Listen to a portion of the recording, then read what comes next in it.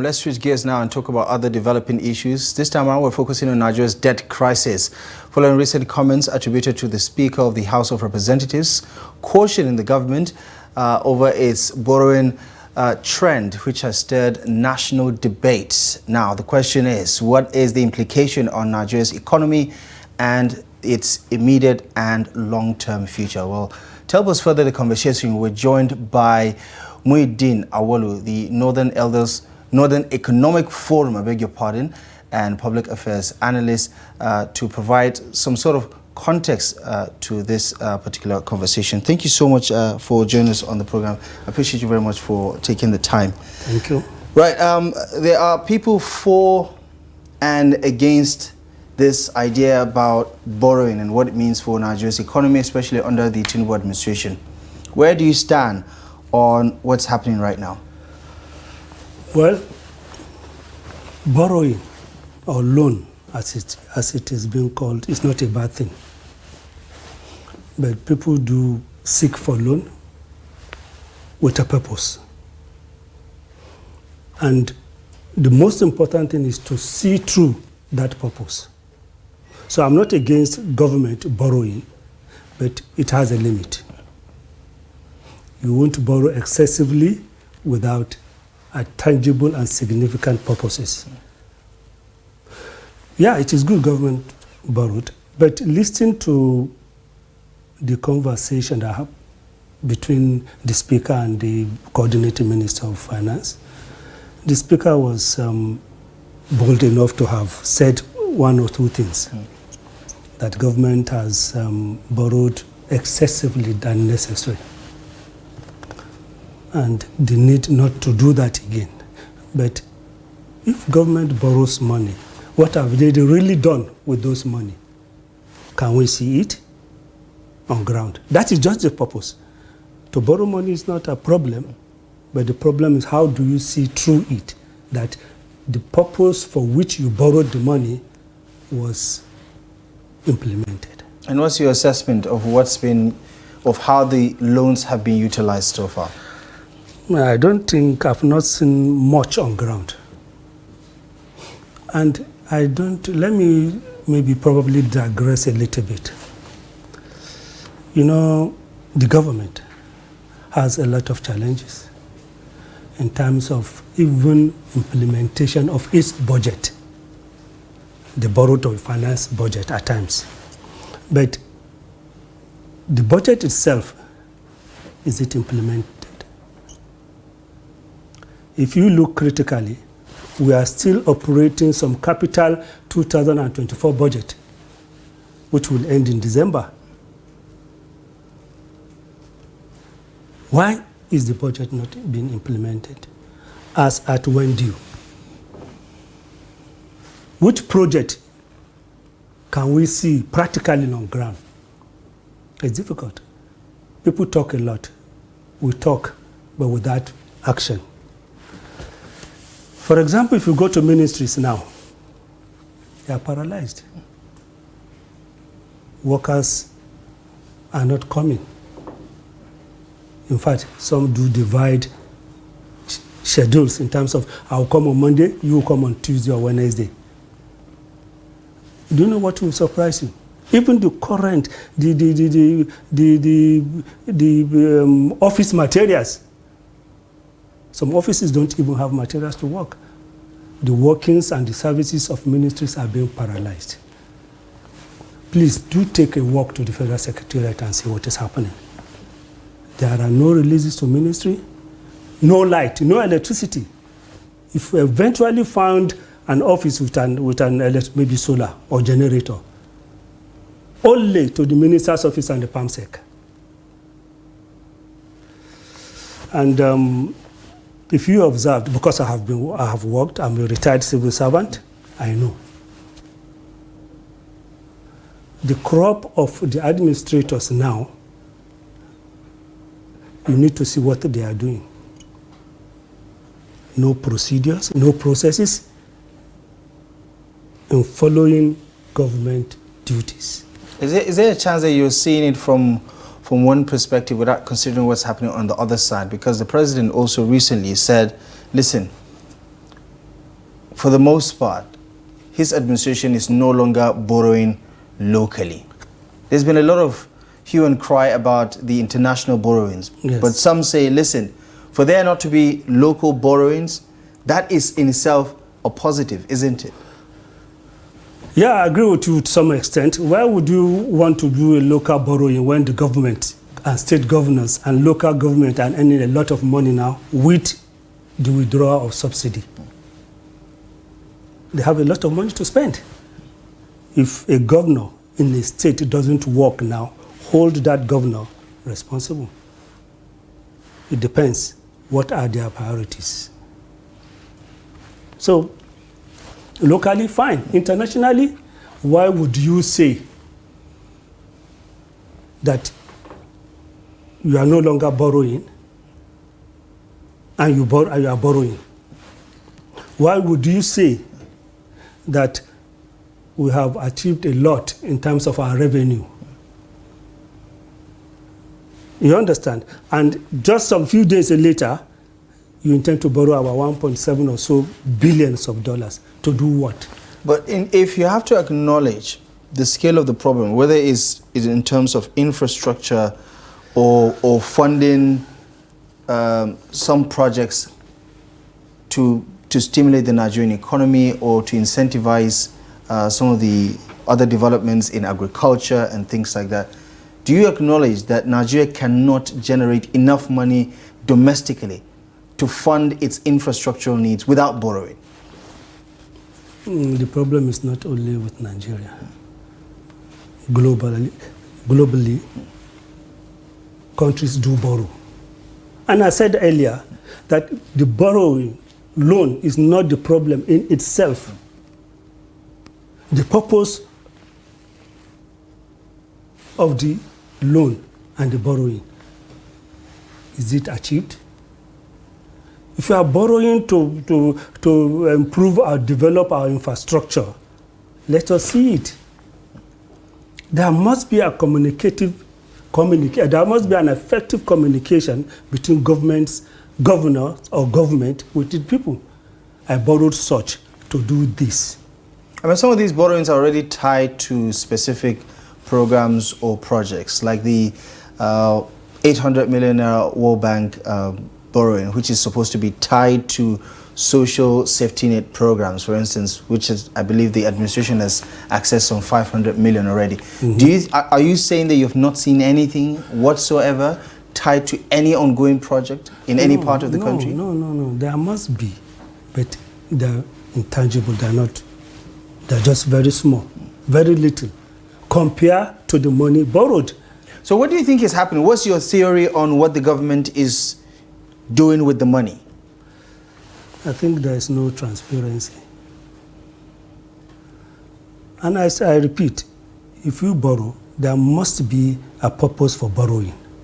To see through that purpose, you have to be transparent. You have to be accountable to it. And you have to communicate to Nigerians. This purpose, these are the money spent for that purpose. Let us see it on ground. Let us feel it. If you don't feel it, you don't see it, then how will you now assess it? Right. The experts have taken a look at the books. The Nigerian economy has been recently rebased, and right now our debt to GDP ratio, which is something of an international standard in terms of gauging what is the threshold of a country, is debt to GDP ratio. Nigeria's current debt to GDP ratio is around 40%.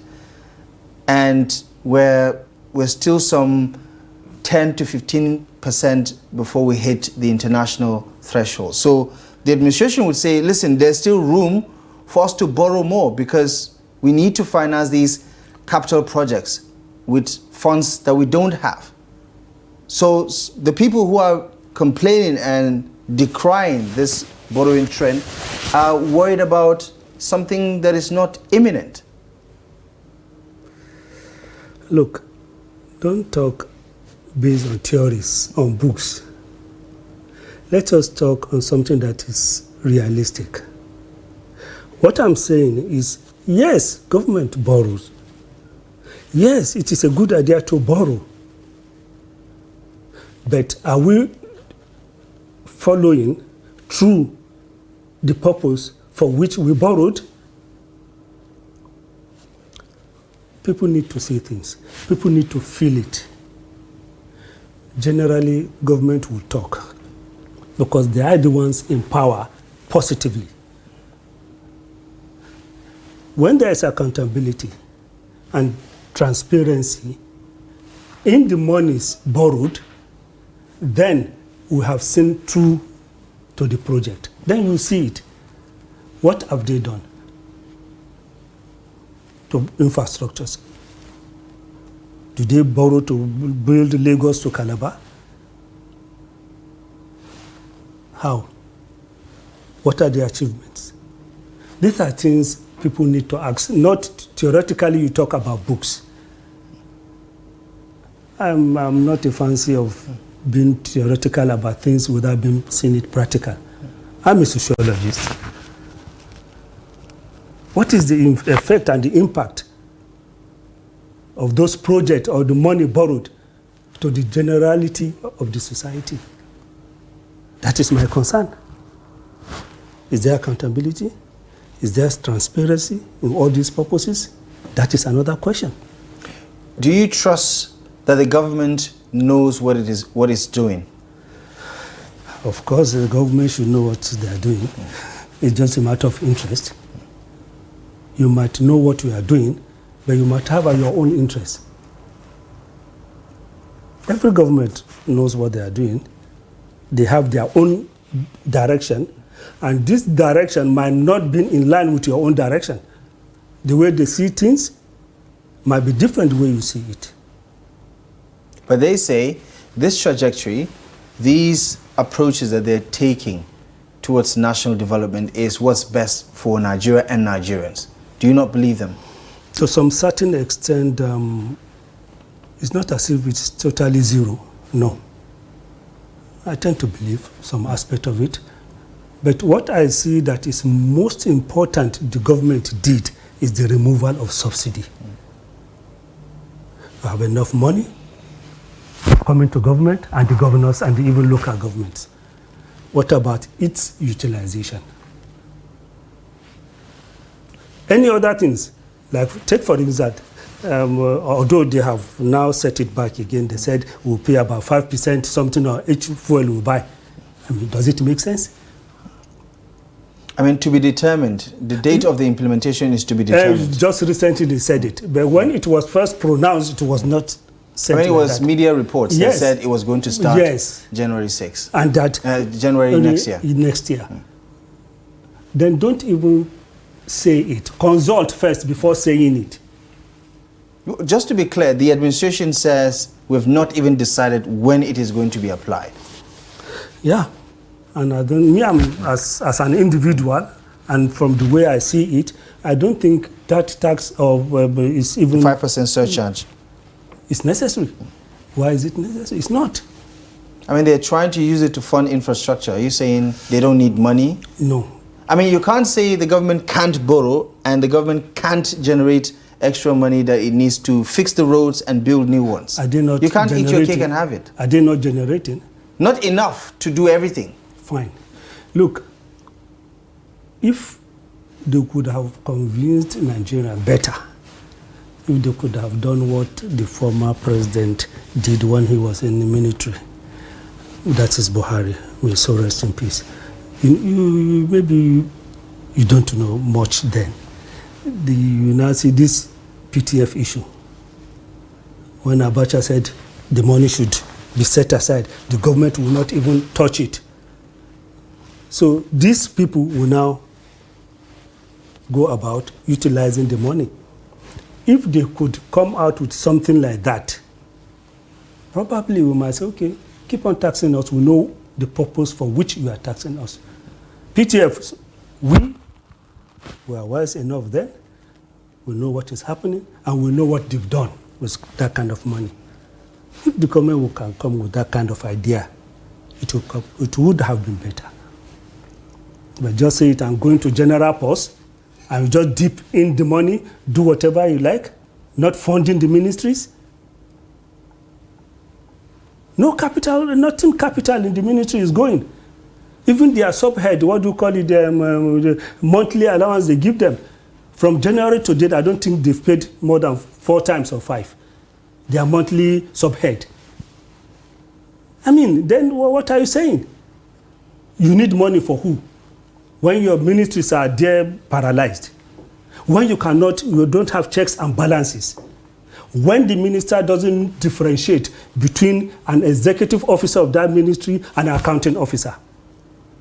Right. What do you say to the government explaining how it's applying fiscal responsibility by saying, listen, there will no longer be approvals for projects if there are no cash backings, meaning that they're not going to spread their tentacles when they know that they are limited in terms of available resources? Some would say that is responsible administration.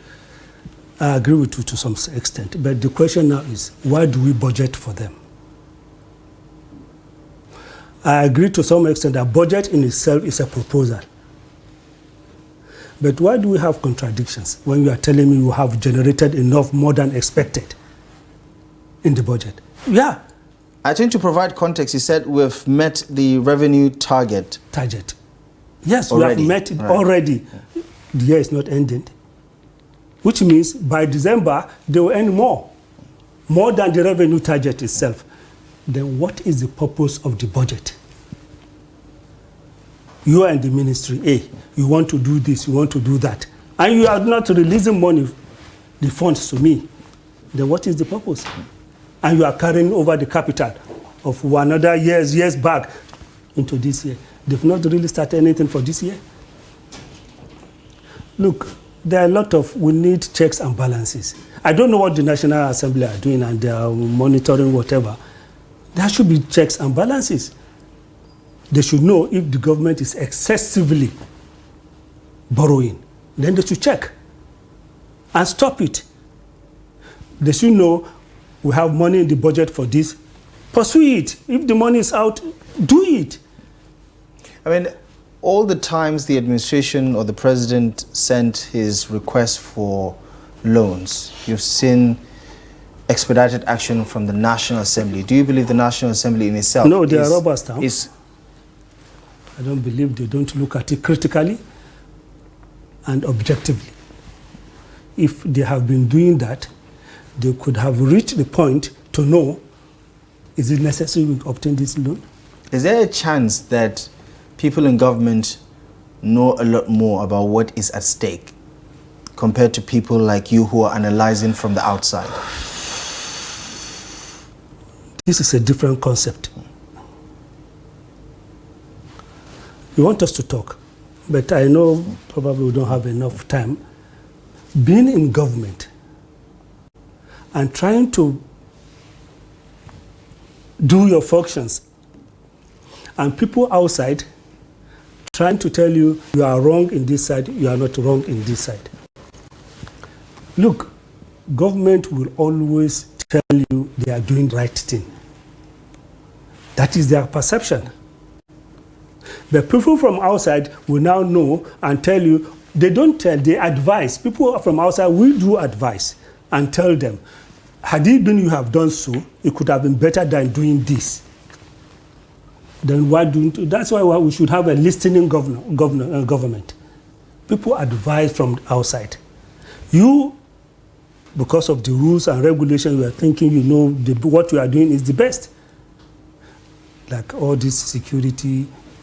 Well, although, I don't know, we are not talking, but let me just, if you take about the security situation, yes, they are doing their best.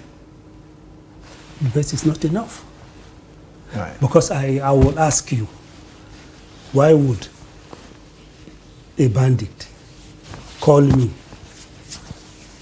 with a phone number to give so amount of money, and we keep on discussing and agree to a certain amount?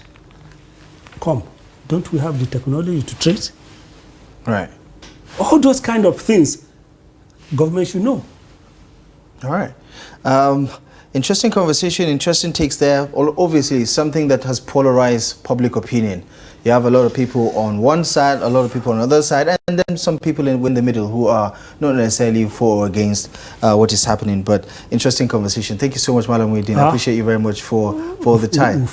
Yeah, exactly. That's all the time we have. Thank you. To talk at length. Perhaps another because time. There are things to talk about. Exactly. And there are lessons to be learned. Exactly. As the case is all the time. But we're going to find another time to circle back to some of these No problem. I hope the government is listening, and I hope government will yield to advices.